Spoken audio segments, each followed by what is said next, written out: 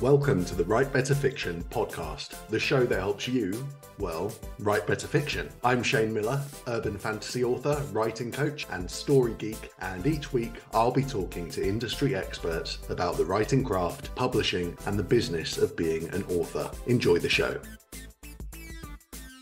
Hello, Fictioneers, and welcome to episode 11 of the Write Better Fiction podcast. Today, I'm really excited because I am chatting to one of my favorite best-selling fantasy authors of all time, the amazing Helen Scheuerer, all about how to write a successful series, which is also the title of her first non-fiction book for writers, so stay tuned for that. But first, it's time for Question of the Week. I had a few answers for the question from episode 9 on publishing books wide with Mark Leslie Lefebvre. The question for that episode was, what's the biggest writing lesson you've learned since you started? Angela Harsh said, learning to say no is important. Because I suffer from crippling imposter syndrome, there was a time when I was buying every class, every webinar, and paying for every mastermind and cohort I could find. But there comes a time when you have to stop learning for a moment and get to writing. That's a really hard lesson to learn, Angela, and we all suffer from imposter syndrome, so you are not alone. Herman Sternagel said, there are so many important lessons that I've learned. I think remembering that this author journey is a marathon and not a sprint has helped me keep going despite not seeing the results I wanted. Oof, I really felt that one. And Mary Van Everbroek said, the greatest lesson that I've learned thus far while learning to write is that writing is an art form and therefore a process that involves understanding myself and my motivation to learn to write, as well as the ability to maintain the patience and tenacity required to learn the craft. And I couldn't agree more, Mary. Patience and tenacity are two key things you really need to succeed in this industry. Mary also answered last week's question from the episode on creating characters with best-selling romance author Christina Adams. She said, my favorite fictional character is Zorro. And Mary, I don't think we've ever spoken about this, but Zorro was one of my favorite characters when I was a kid. This week's question then is, what is your favorite book series of all time and why? Okay, it's time for my update from the writing chair. I've been writing fiction words this week and it feels so good. As of today, I've written 23,497 words of Blood Cell, which is the first novel in my chosen vampire series. I also had an amazing email from a reader recently to ask how much progress I'd made on the book. So Mark, if you're listening, I did reply to you, and it won't be long now. I need to give a massive shout out to 3 of my author buddies who've helped me nail words to the page this week with a lot of writing sprints. So thank you to Sasha Black, who's an upcoming guest on the show, Scott Williamson, and LF Wham. I couldn't have done this without all your help and a bit of laughter along the way too, which always helps. If you want early access to episodes and exclusive access to the Fictioneer community on Discord, where you'll get to participate in things like Question of the Week and weekly accountability, you can support the Write Better Fiction podcast for just $5 a month on Patreon. Support the show at patreon.com/writebetterfiction. When I reach 50 patrons, I'm going to start recording a monthly Q&A to answer all of your writerly questions. Okay, that's about it from me, so let's get into the interview with Helen. Hello, and welcome to the Write Better Fiction podcast. Today, I'm joined by Helen Scheuerer. Helen Scheuerer is the fantasy author of the best-selling series The Oromir Chronicles, The Curse of the Siren Queen Quartet, and The Legends of Thesmar. Her work has been highly praised for its strong, flawed female characters and its action-packed plots. She also publishes advice for authors with her non-fiction series, Books for Career Authors, which is what we're here to talk about today.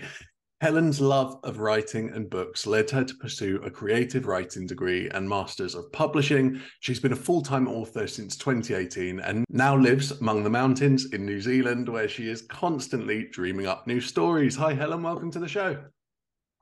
Hello. Thank you so much for having me. I'm excited to talk to you. Oh, you're so welcome. So I'm wondering if you could kick us off just by telling us a little bit about you and your writing journey. Yeah, sure. So I'm a fantasy author. I started out in young adult epic fantasy, and I've just sort of made the switch into epic romantic fantasy and fantasy romance.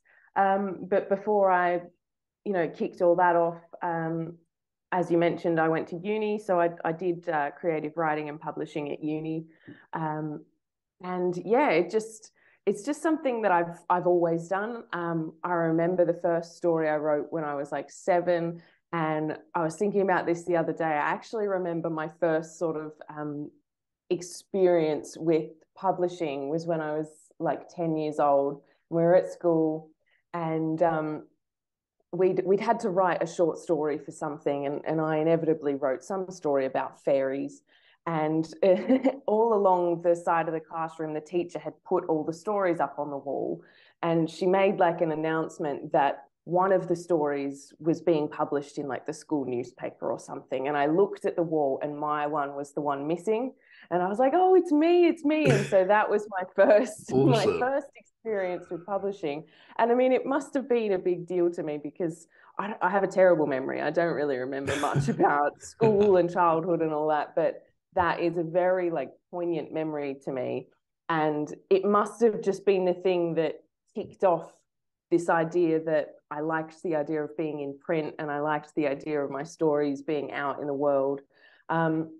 And yeah, I think the obsession kind of started from there. And I wrote really terrible manuscripts ever since then. And I just kept doing it. And I did a lot of English and advanced English and stuff in high school. And it sort of came to the end of that. And everyone's like, what do you want to do? What do you want to do? And I said, oh, I want to be an author, which is one of those ones that people go, oh, yeah, good one. Yeah. But I just couldn't imagine doing anything else at university. Like, you're committing to 3 years of additional study and tens of thousands of dollars of debt. And I was like, well, that's what I'm going to do. So I did it, and it worked out okay. Yeah, I'd definitely say it worked out okay. Yeah. This isn't a question that I asked you up front, but would you say that your creative writing degree helped in any way with the work that you do now? Yeah, it's an interesting question because it's one I get asked like quite a lot, because I think newer authors think that maybe they should do a creative writing degree. And it was helpful in the way that it did prepare me for critiques. So, we would submit something, and you learn how to take criticism, how to give criticism, and just sort of that experience with being with other writers and having creative discussions, and that sort of thing. So I think that was probably the best part of it that I took away, is how to take criticism, because you need to know how to do that. Yeah. But I think, and I was actually just listening to Joe Penn's latest podcast, and she asked the guest there about he was doing an MFA, I think they're called over there. Yeah. And he said that it's very much focused on literary fiction, which it is. And that, I think, it really sort of informed a lot of my earlier decisions, which I then had to unlearn. So, I was basically, all we studied was literary fiction and the classic literature, not a word about commercial fiction. Right. And all throughout the degree, it was very much like, you're not going to get a career out of this, or like a full-time job. You won't, you'll have to do other stuff if you want to write books. And that is because it didn't focus on commercial fiction. Yeah. Obviously, like, being an author, a full-time author, is a big thing to be able to do, and it's hard to get there, but it's not impossible. And yeah, I think so. It's a weird one. I always feel a bit conflicted, because while it gave me so many wonderful experiences that I have taken and used in this career, I think the sort of general line of thinking for it with the whole literary fiction, and it's very stuffy, and it wasn't very creative in terms of publishing options and how you can make it a career. I would have loved a class on self-publishing. I would have loved a class on how to market books, or even there was no discussion on commercial fiction or the sort of market research that goes into something like that. Anyway, I could talk about it all day, but yes, it was very informative. I don't regret it. I read very widely. I probably read things that I wouldn't have read otherwise. Yeah. But I left the undergraduate degree thinking I had to be a literary fiction author to be taken seriously or to have a career. So that took some undoing. Yeah, I bet. I bet. Yeah. So I'm going to jump right into something you talk about in depth in How to Write a Successful Series, which blew my mind, by the way. It's a fantastic book. Which is this, it really is, which is this concept of dynamic and static series. So can you explain what those terms mean and the difference between the two? Yeah, sure. So I will just say, like, I didn't come up with those terms. Those are terms that are, I wish I had, but those are terms that are just sort of generally Yeah. used in the industry and discussed like at length with people who talk about this stuff. But so a dynamic series is a series that follows the same story arc across multiple books, the same characters. You have to have read book 1 in order to read book 2, 3, and 4. You can't dip in and out of the series. I suppose the best way of describing it is like each book builds upon the last book. So it is this sort of the story that follows through multiple books. Whereas a static series, and some people call it an episodic series, is more that you can have essentially like an episode within each book. You can dip in and out. So I could start on book 3, then go to book 1 or go to book 5. And some examples of that, I suppose, in romance, a lot of romance series have a different couple for each book. So it might be linked in that it's all it's a set of brothers and it follows each book is a different brother's romance. Or in crime, it's the same detective throughout the, say, 12-book series, but each book is a different case. And so you could read book 9 before you read book 1. And there might be some overarching thread, but each story in a static series, each book is self-contained and it has, your beginning, middle, and end. I mean, in a dynamic series, I would hope for that as well, but it is more contained to the one book. So yeah, that's the gist of it. Yeah, that's great. And it's really, you mentioned a really important consideration there, which is the genre you're writing in. I guess dynamic series are more common in some genres, static in others. Like absolutely. Epic fantasy obviously is usually going to be dynamic, right? Whereas like something like a thriller or crime series, I would say that's more static or episodic. Yeah, awesome. Great. So what would you say then are the top 3 advantages to writing in a series? I mean, there are lots of them, but I suppose like from my point of view, creatively, I really love the ability to sort of sink into the story and the characters over multiple books. For me, it eliminates a bit of decision fatigue. When I finish a book, I don't have to go, right, what the hell am I writing next? I know what I'm writing next, and that I enjoy that.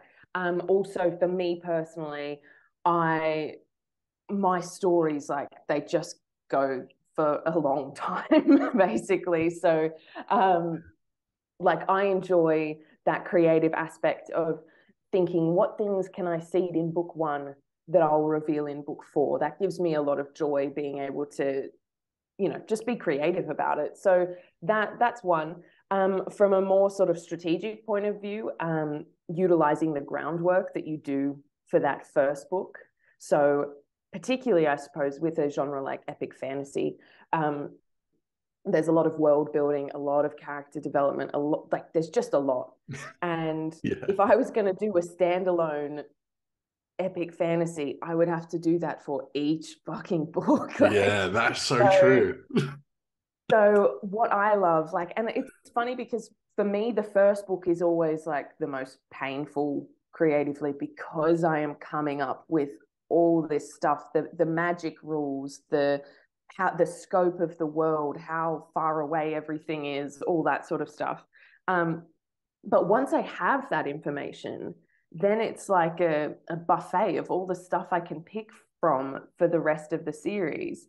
And that's where it gets really fun. And so it feels far less labor intensive, I suppose, when I get to books 2, 3, 4. I'm not having to do the whole, create a map, for example. I'm not having to, create 5 different royal families. They're all there. I can just pick from them.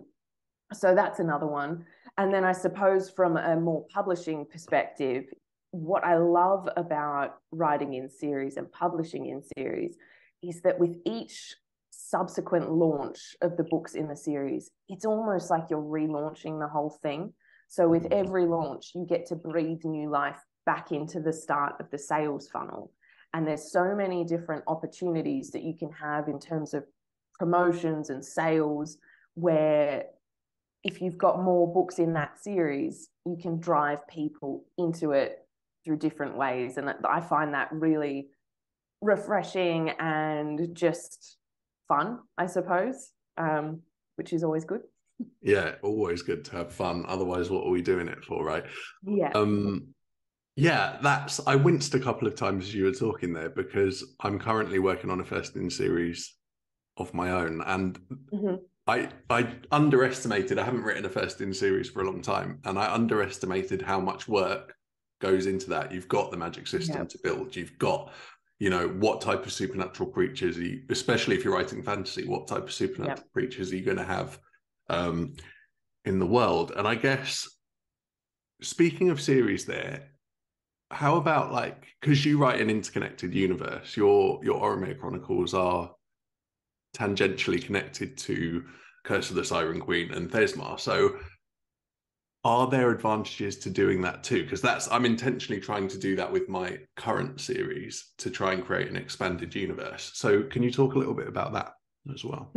Yeah, absolutely. So, I mean, the way I've done it, I've tried to do it quite loosely, in that I don't want to back myself into corners. I don't want to forget about these huge things that I've linked. For example, how I've done it at the moment, for my 3 separate series, what links them, it'll be like a magical creature who was mentioned in the first series is mentioned in the second and the third. And it's not a plot point. It's not something you have to know.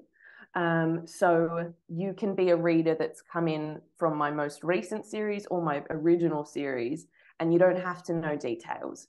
But how I've done it is that if you go on to read my entire body of work, there are these breadcrumbs throughout that sort of act as like a bit of a reward for the reader.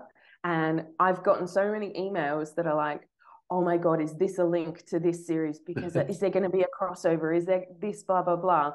And it really excites people. And it does reward the people who are like the most loyal fans and readers of your work. And also I found that, the more books I have out, the more series I have out, somebody will read a complete series of mine and will see somewhere else, oh, it's an interconnected universe. And that immediately brings down one of those barriers for starting, like as a reader, starting to read a new series. Because that can be tough sometimes. You see, oh God, it's 4 books. I don't know if it's going to be any good. But if you've loved one series from an author and then you find out it's in a similar universe, or there's a bit of a crossover, it just is just one less barrier to entry for them.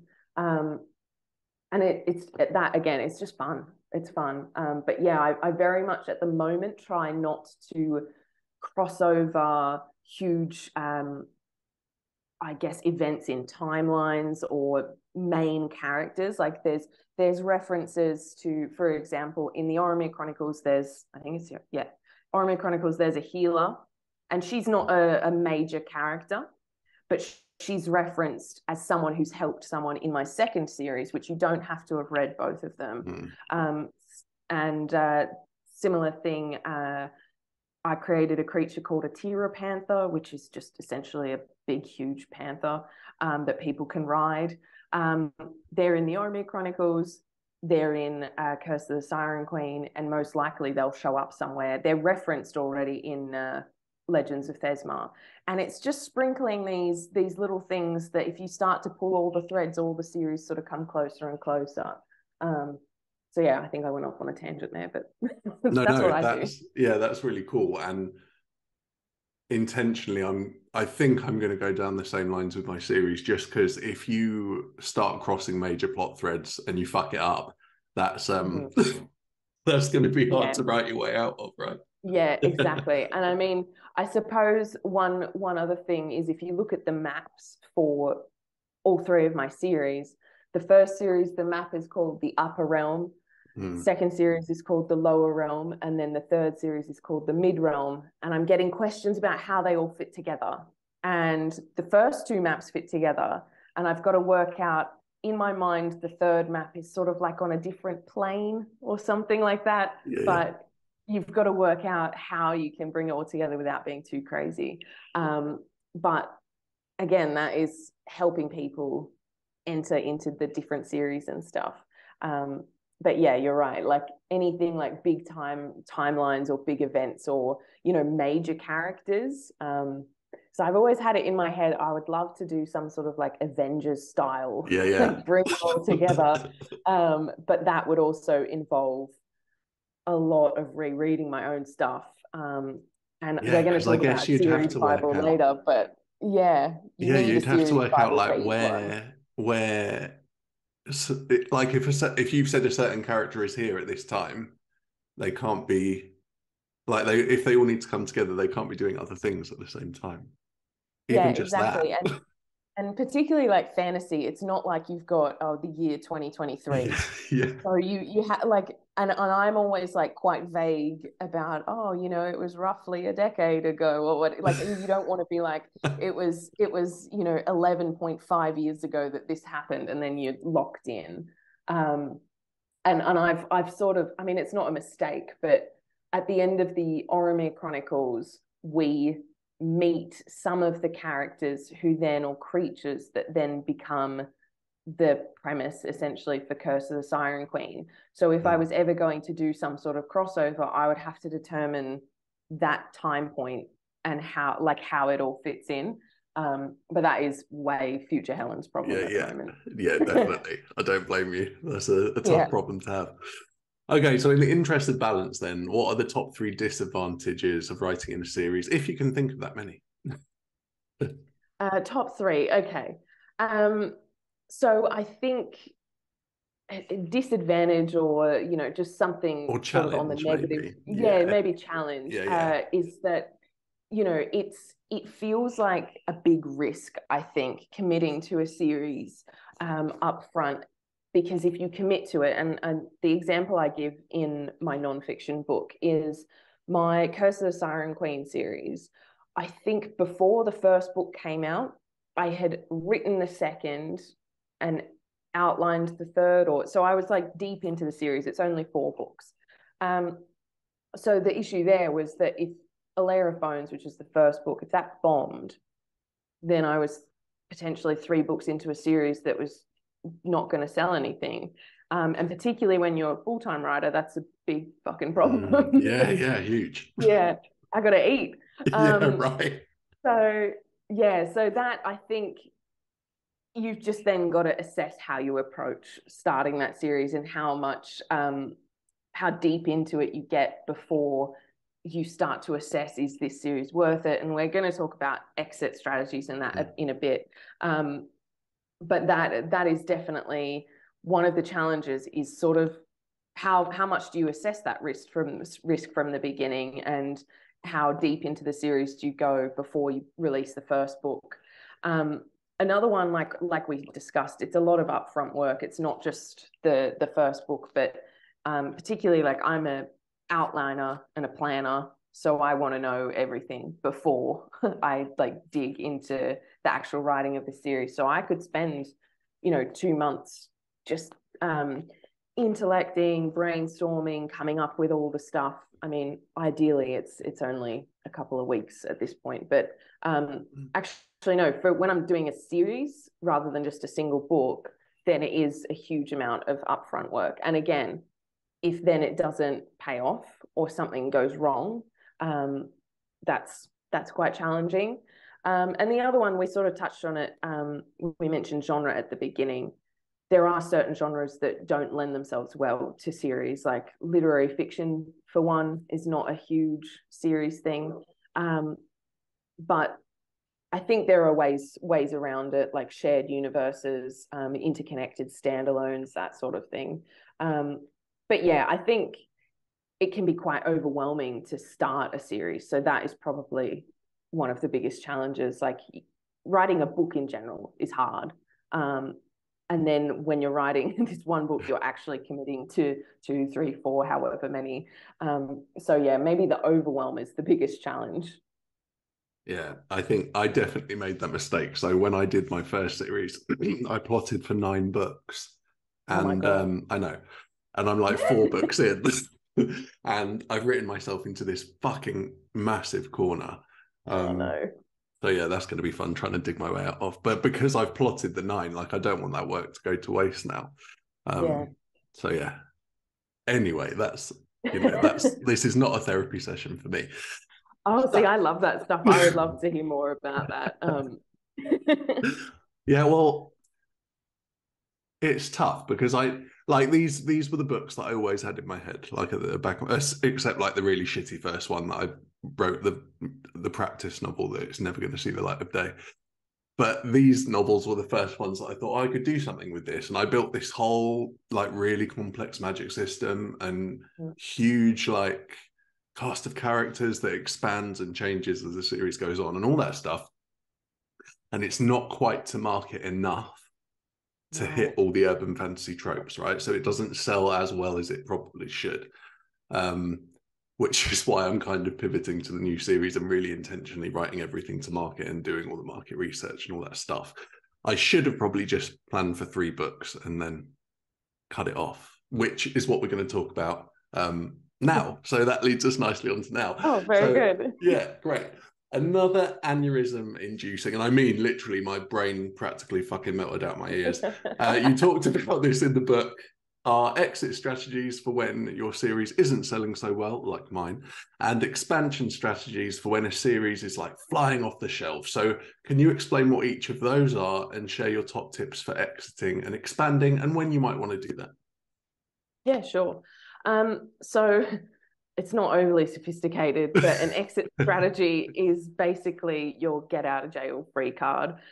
So if you've published or written, wherever you are in the process, however many books, and you realize, A, I don't want to do this anymore. Maybe I've fallen out of love with the story or the genre, or B, it's not selling enough to warrant the effort going into it, or maybe there's stuff in your personal life going on and you just need to stop. Like life happens. So an exit strategy is basically how can you get out of, like you were saying, you've planned for 9 books, but say on book 5, you realize, oh, it's just not going where I want. I don't want to invest however many more months, years into this series before then I can start on something that is more to market, that is going to sell, blah, blah, blah. So it depends where you are and how you think. Like I'm a big planner, and I know a lot of people aren't like that. But I think just having this concept in mind can help. That, for me, in the nonfiction book, I talk about writing in like linked duologies or linked trilogies. So for your 9 books, for instance, that's 3 trilogies. So maybe you have a story arc for the first series, the first trilogy, and then another for the second, and another for the third. And you can reassess as you go. Is this working? Is it not working? Okay, I'm on my 5th book.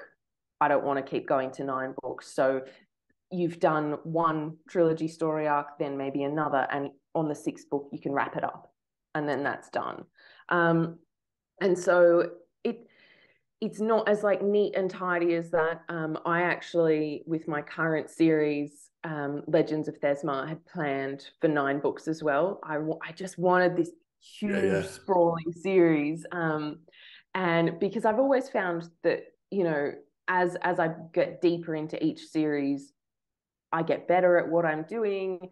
The more books out in the series, the better the series does. And it sort of starts to gain momentum. And Orome Chronicles is a trilogy, Siren Queen is a quartet, and I found I get to that last book and I'm like, oh, I could keep going. Like this is like I want to keep up the momentum, and then suddenly I'm wrapping up the book. So, like I wanted to do this huge 9-book sprawling thing, but also then I realized that I'm writing romance or more romantic stuff, and 9 books when you're not Diana Gabaldon is a big series for one couple. Like, and I'm doing a dynamic series, so it's the one couple from book 1 all the way to book whatever. So I wrote the first book, and basically it's not like it's not doing well. It's actually doing very well compared to my last series.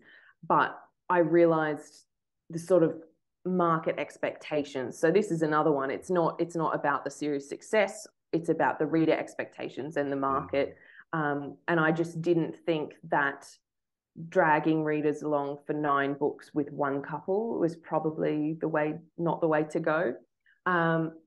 So I had to have a think about my exit strategies for that. And I've worked out each book has its own arc. And I have the idea for the overall series arc. And actually, when I reassessed it, it didn't actually need to go for 9 books. I could bring it in to however many books it's going to be now.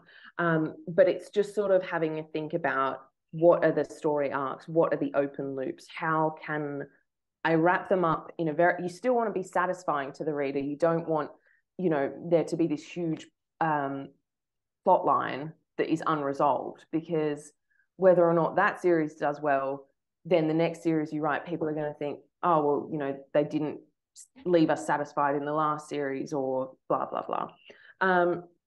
So yeah, I think particularly if you're in the planning stage, just having a think about the different story arcs and the different character arcs and how you might be able to adapt them per series length, depending on the variety of factors. And like I said, that can be sales, it can be personal life, it could be, in my instance, understanding the genre a bit better midway through the book and going, oh, maybe I shouldn't do 9 books in this. So that is exit strategies.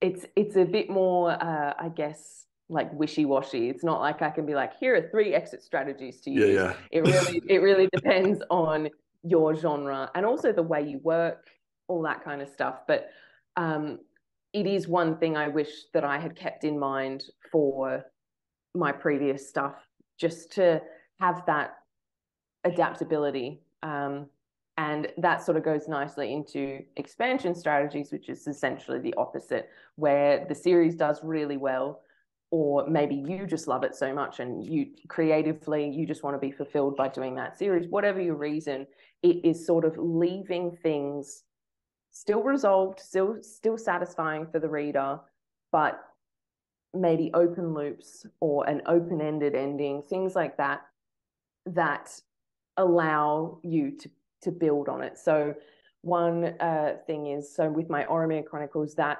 currently is my most successful series, and it was a trilogy, and that was my first ever series, my first ever published work. And I was like, it's a trilogy, that's it. And I had this in my head that because I had told people it was a trilogy, because it had always been a trilogy in my head, that was it. And I mean, by the time I finished writing it, I was ready for it to be done.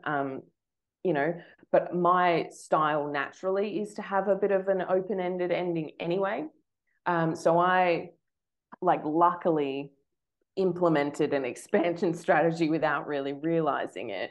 And so potentially, if I wanted to somewhere down the line, I could add another trilogy or add a duology or do whatever with that one. And it's the same. I did the same with Curse of the Siren Queen. That has a very sort of, you resolve the main story arc of the series, but then maybe end on another question or end on, a possibility. But you still very much want it to be a complete experience for the reader. There's nothing worse than somebody reading 3-4 books and going, well, now I don't know what happens, sort of thing. Yeah. But yeah, that's sort of the gist of it.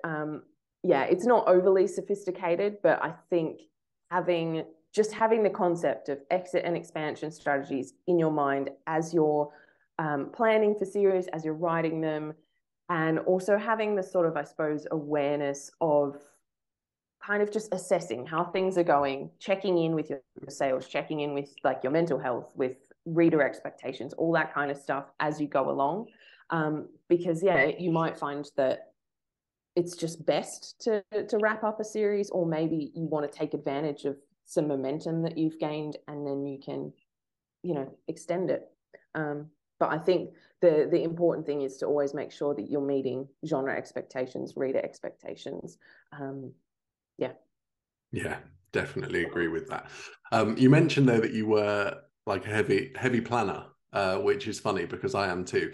And in strengths terms, I am number one futuristic. And I think I've just realized why I always have like multiple books in my head that I want to write, because I'm always thinking to that like 12th book or like 20th book. It's never third book. Yeah. So I have to try and work to rein that in for sure. I'm number two futuristic. So yeah, I mean, you can see behind me, this is like my production schedule for the year. And then to the side of it, there is long-term goals. And then there's my 5-year publishing schedule, which goes all the way to 2027. Yeah. So Yeah. yeah, I'm always thinking ahead as well. And like, I suppose that works well when we're talking about like linking universes and things, because maybe potentially what to seed in books that you're currently working on, that then you can take those breadcrumbs and use 5 years from now. Yeah. So Yeah, for sure. And I guess the expanded universe is smarter because you can keep series shorter but still connect everything. So yeah. yeah, and have multiple entry points into your catalog, which is like an amazing thing to have. Because, for example, Heart of Mist, which is my first book and the first series starter for Oromir Chronicles, is my first book. Like, I'd like to think I've improved a lot since then. But so you don't want your first book to always be the only point of entry into your world.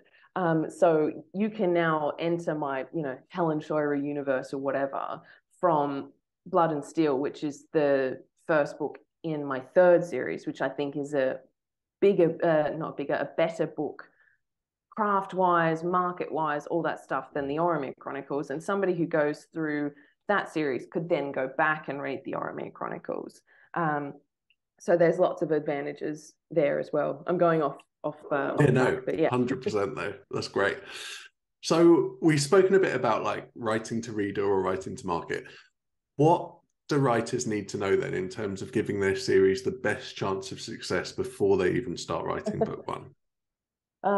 So I've got your questions on my other screen, and all I've written for that is market research.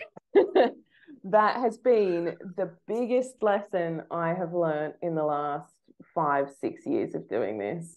I was really lucky with the Oromir Chronicles in that I just happened to write something that was quite to market at the time. It was also published in a time period like 2017, which was it was just a different time. I don't want to say it was easier, but it was different for different reasons, different advantages, all that kind of stuff.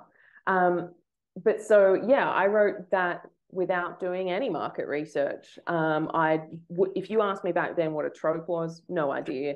I had a couple of comp titles. I didn't know they were called comp titles. I was like, oh yeah, it's like this, but this. So that was the beginning. And then I thought with my second series, I'm going to be so much more strategic about it. I thought I did market research. I thought I understood tropes. I was like, yeah, slow burn, enemies to lovers, blah, blah, blah. And I still didn't get it. It's taken me 2 complete series. And I mean, it's going to be a never-ending learning curve, a never-ending learning process, which is kind of fun.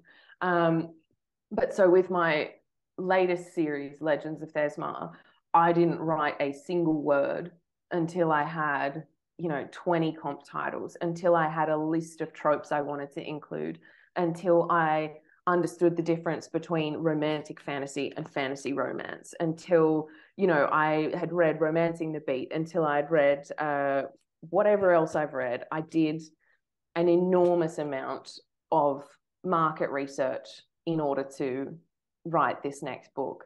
And what I have found is that it just makes things so much easier on the marketing end when you have done all that groundwork with the research. Because with, say, a Lair of Bones, I would say, oh, it's like Hunger Games, but, you know, with sea themes, like how it, and that was still, like, I still did market research. I could tell you tropes for that, but not how I can tell you the hooks for Blood and Steel, not how I can tell you what quotes to grab from it to use on TikTok.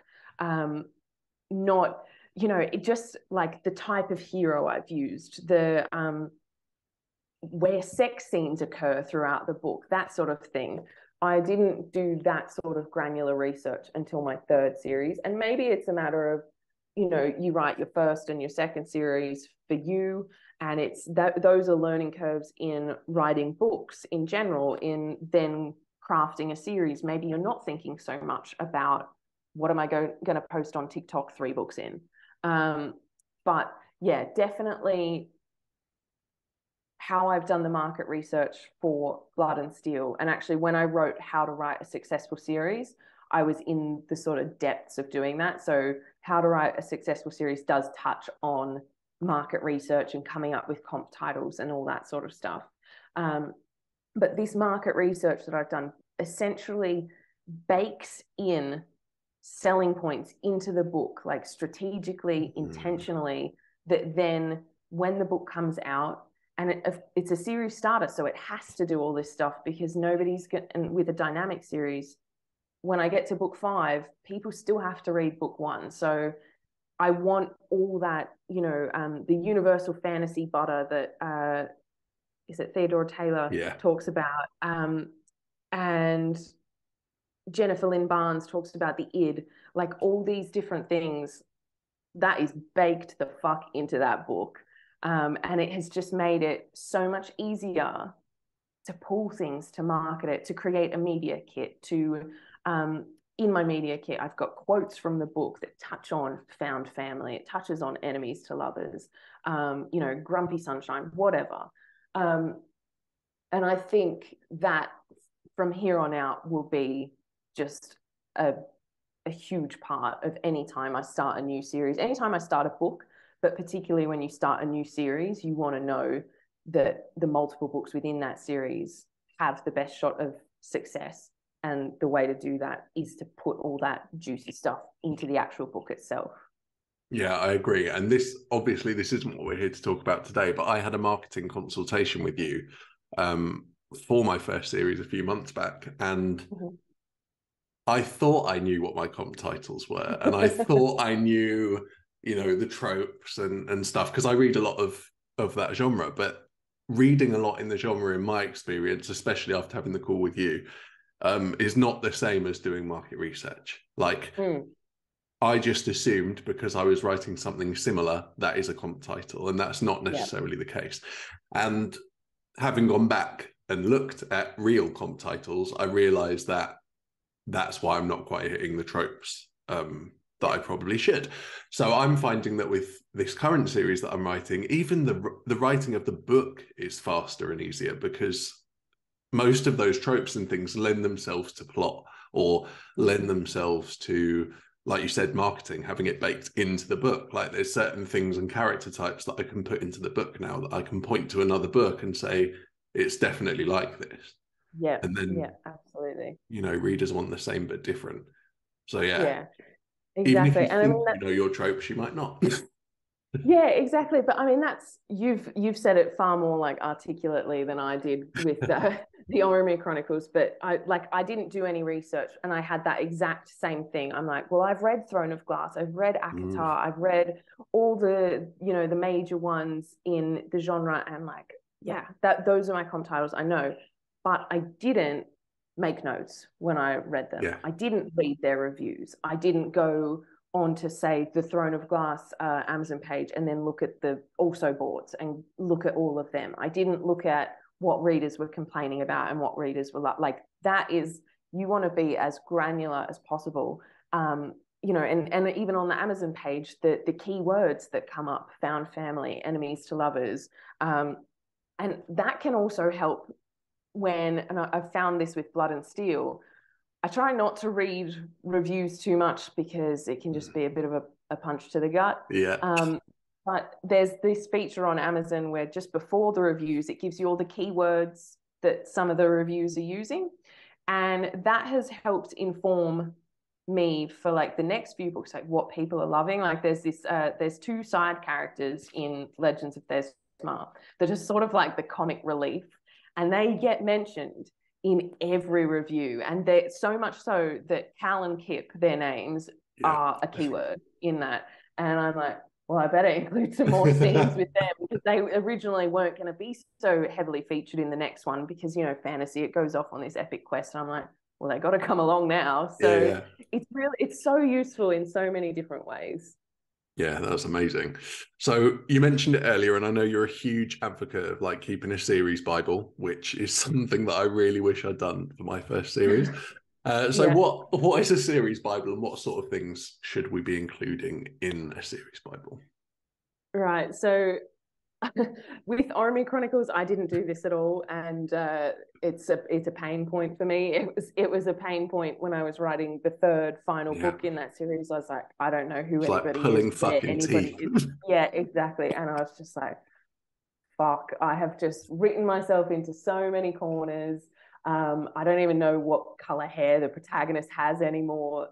And so, yeah, that was a very painful experience. So with Curse of the Siren Queen, the series that I did after, I was like, I need to be way more fucking organized than I was for Orome Chronicles. And I was starting to sort of see this idea of maybe one day doing a crossover as well. So I'm like, can you imagine 15 books in me trying to remember someone's eye color from book 2 of the first series?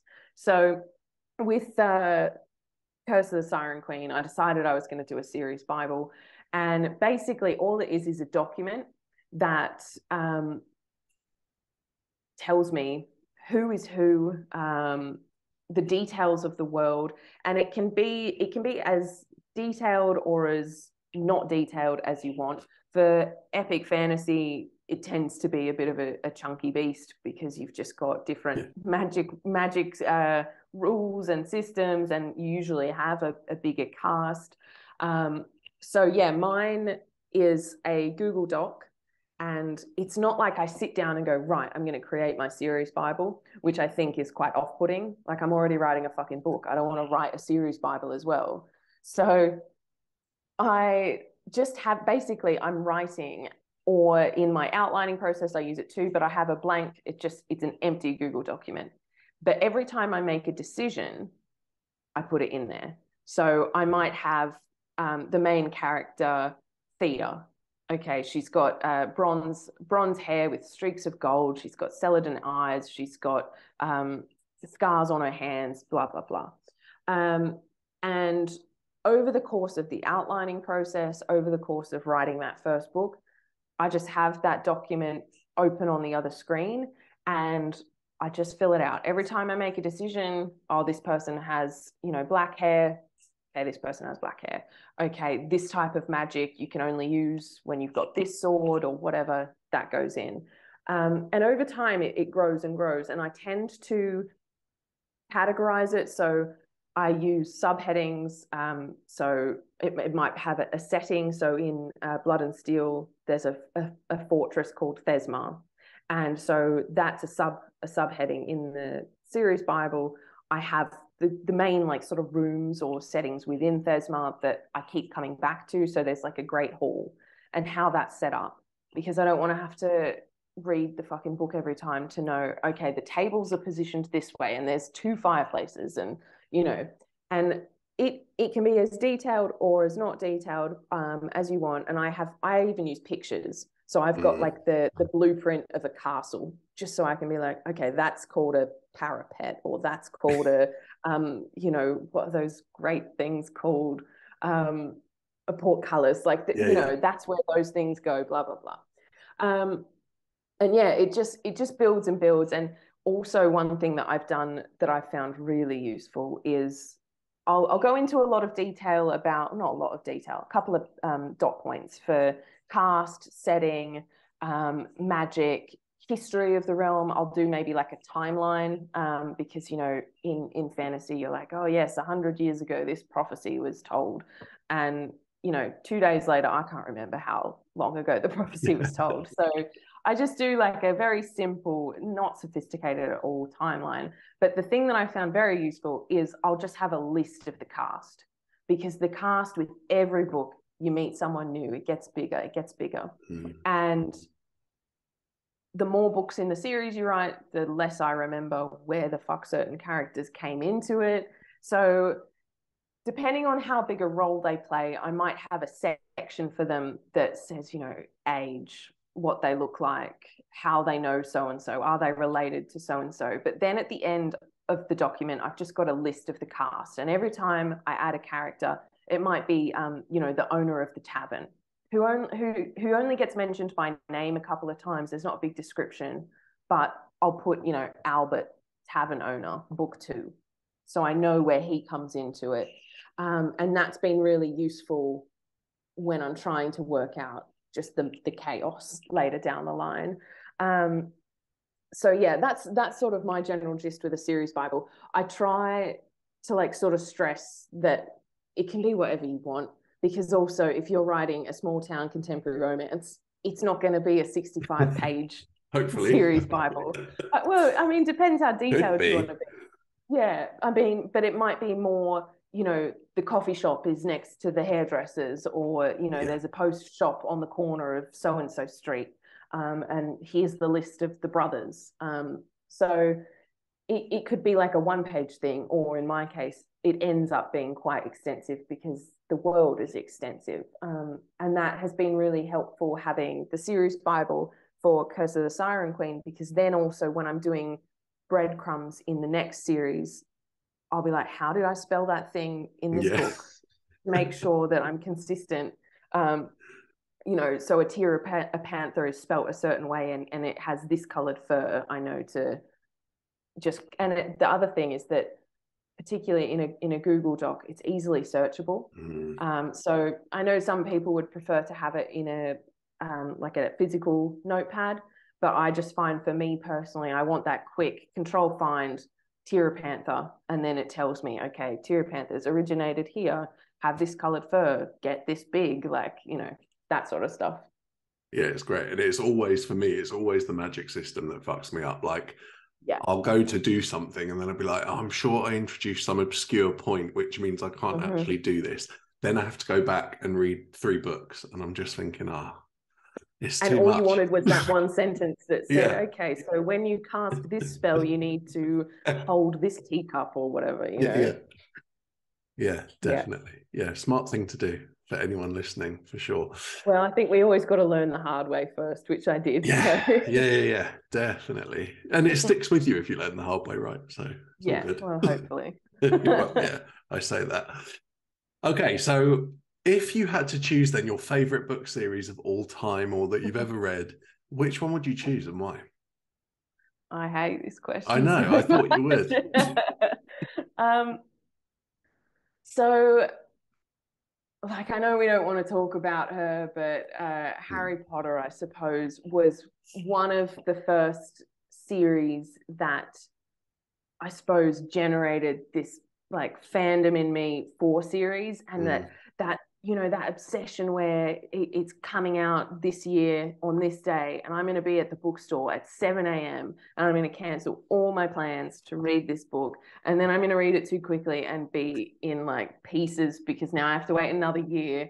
Like that was very sort of, I suppose, informative, and I think I can't deny that it played a big role in how I feel about series and my passion for series. It's just unfortunate what we won't go into that. But So definitely that was quite informative for me. There was also a series when I was younger called Deltora Quest by Emily Rodda.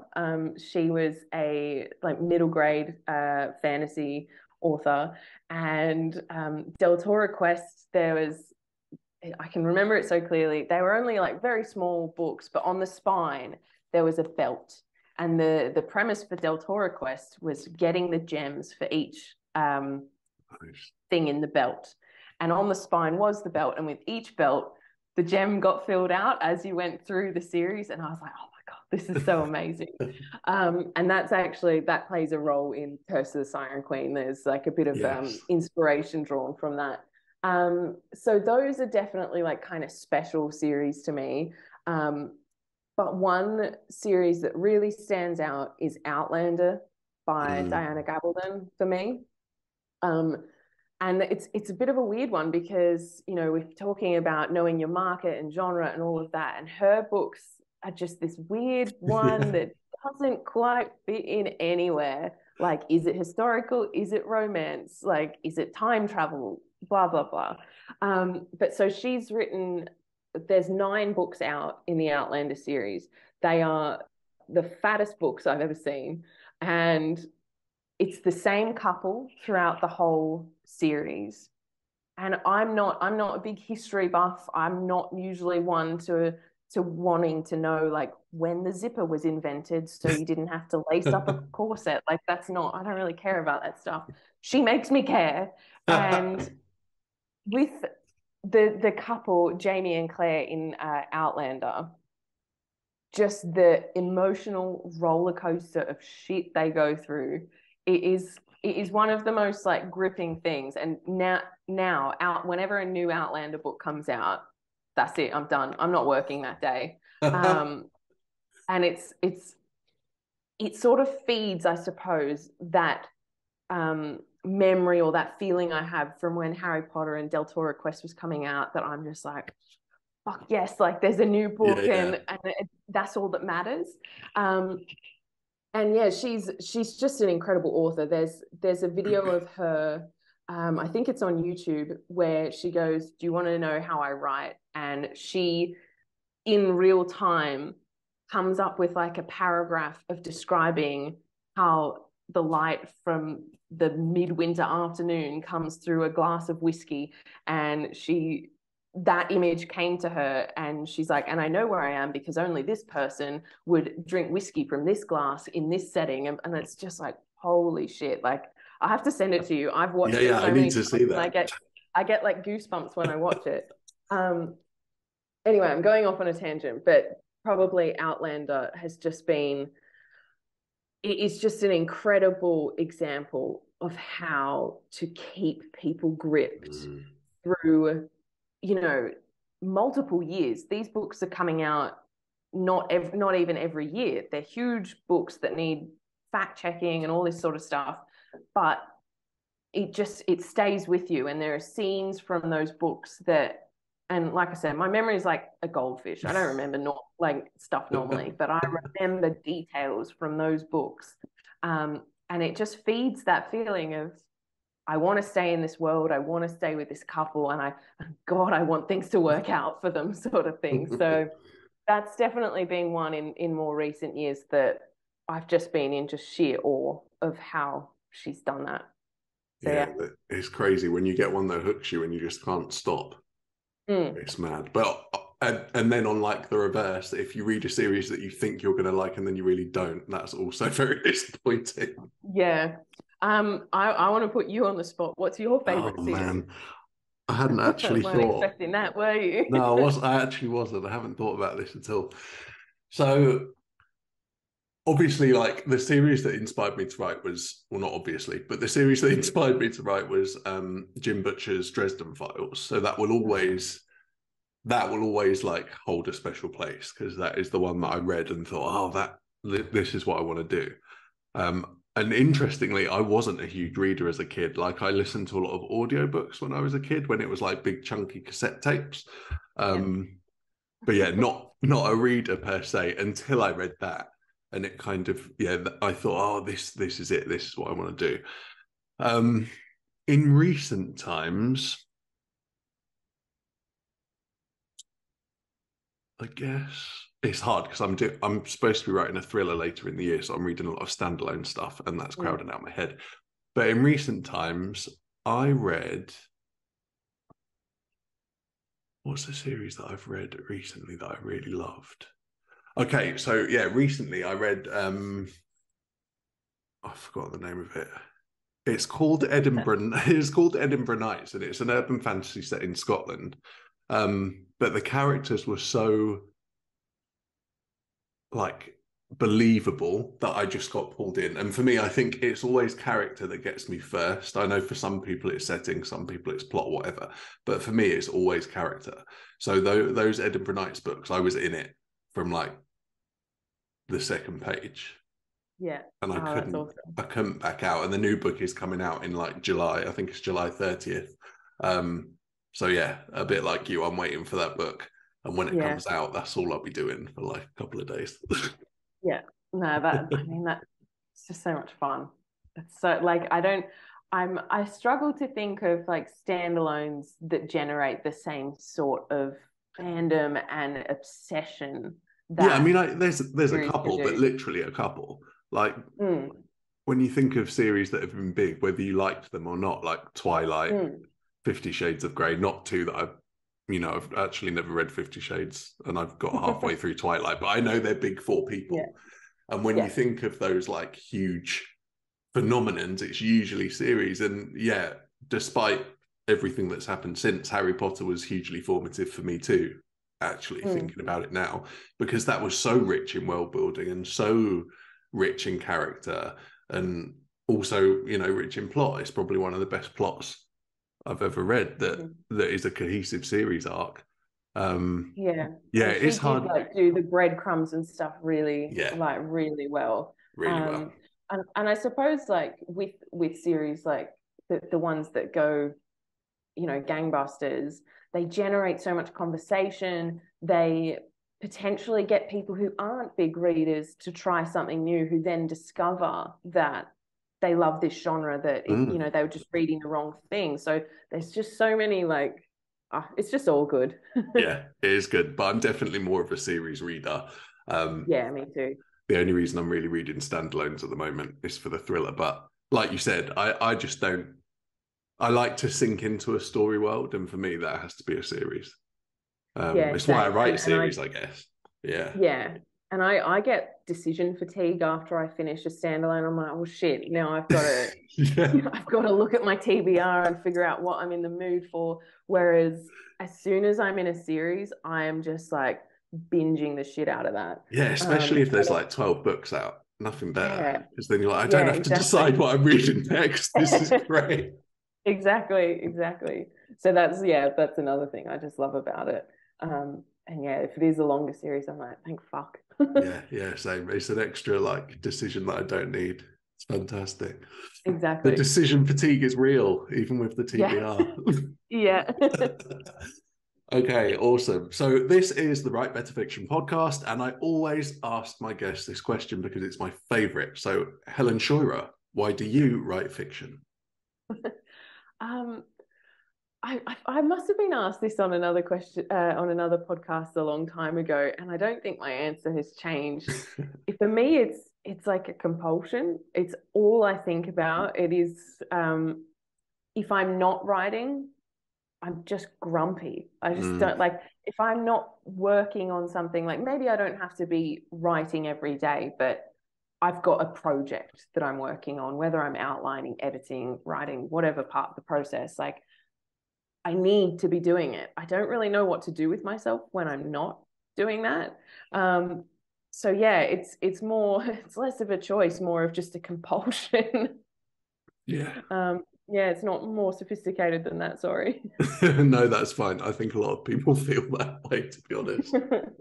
Okay, cool. So, can you tell everyone then a little bit about where they can find out more about you and everything you do? Yeah, sure. So if you're interested in my fiction stuff, Amazon is probably the best place to go. All my fiction titles are in KU and available on all the different Amazon stores. My first 2 series are available in audio as well, but basically I've got luckily a unique enough name that if you just type it in, I should pop up. And then if you're interested in more of my sort of author-based stuff, how to write a successful series, anything in that sort of field, probably the best place is just helenscheuerer.com/for authors. And I think on that page I offer like a free download. You can actually, if you sign up, get my Siren Queen series Bible and have a look at what it actually looks like.